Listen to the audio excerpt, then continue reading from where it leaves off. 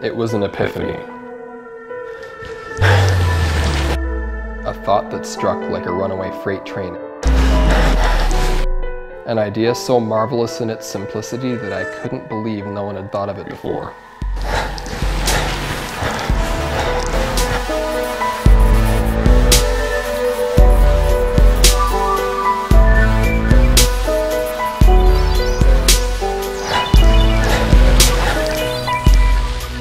An idea that could revolutionize everything. The way we see each other, the way we interact with each other. There was a pattern to all of it, this dance of social call and response that could change the face of human relationship if it could only be identified. And I just might have cracked